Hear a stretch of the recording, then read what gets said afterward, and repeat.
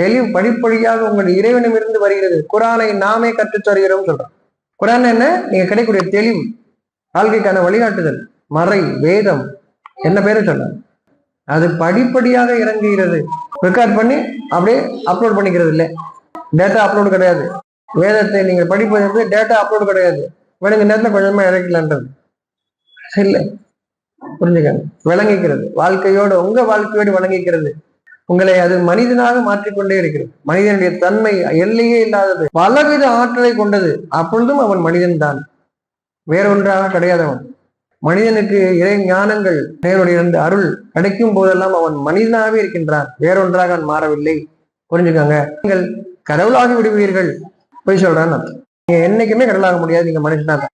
ஏனென்றால் இதை விட உயர்வாக ஒன்றில்லை. மனிதன் தான் உயர்வான பதவி. அதுக்கு மேல என்னத்தை தேடிட்டு இருக்கீங்க நீங்க?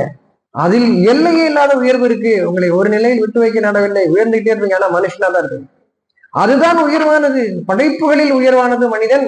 அதில் நீங்கள் உயர வேண்டிய தகுதி எல்லையே இல்லாதது. எங்க நின்னுறீங்க நீங்க? ஏன் நின்னுறீங்க? உயர்வு இல்லாத ஒன்றை விட்டும் இன்னொன்றாக ஏன் மாற்ற முயல்கின்றீர்கள்? அவன் உங்களை ஏமாற்றுகின்றான். நீங்கள் தேவனாகி விடுவீர்கள், மலக்குகளாகி விடுவீர்கள், வானவர்களாகி விடுவீர்கள். உங்களை ஏமாற்றுகின்றான். அப்படி ஏமாற்றுவன் சைத்தான். மறைக்கின்றான். அவன் தெரிந்து கொண்டேதான் சொல்கின்றான். ஆனால்தான் அவன் சபிக்கப்பட்டவன். அப்படி சொல்றவங்க எல்லாரும் மனிதனை விட உயர்வான ஒன்று இல்லை. எல்லாரும் அதுக்கு பின்னாடி பட்டம் போட்டுக்க விரும்புறாங்க. அதை உயர்வா நினைக்கிறீங்க, ஆனா நீங்க உயர்வா நினைக்கல. அதாவது என்ன சொல்ல வரீங்க? நீங்க மற்றவங்களை விட உயர்ந்தவன்னு காட்ட விரும்புறீங்க, அதானே? மனிதனை விட உயர்வானது ஒன்றுமே இல்லை. இறைவன் மனிதனைத்தான் படைத்தான் என்று கூறுகின்றான். நான் மனிதனை படைத்தேன். அதுக்கப்புறம் வேற ஒன்னா மாதிரிடுவாங்க.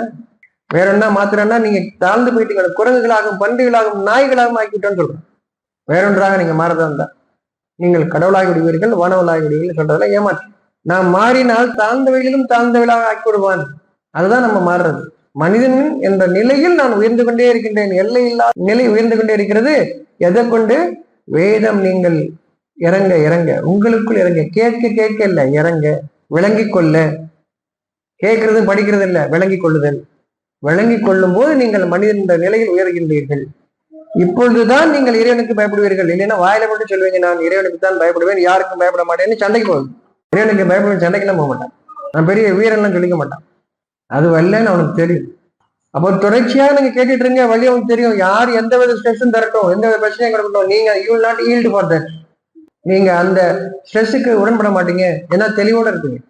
நான் என் இறைவனுக்கு தான் பயப்படுகின்றேன். இல்லை எனக்கு முடியல, இல்லை முடியலன்னு சொல்ல பாருங்க. முடியலன்னு சொன்னா ஏதாவது பண்ணிடுவாங்களா? ஒண்ணும் பண்ண முடியாது. என்ன பண்ணுவாங்க?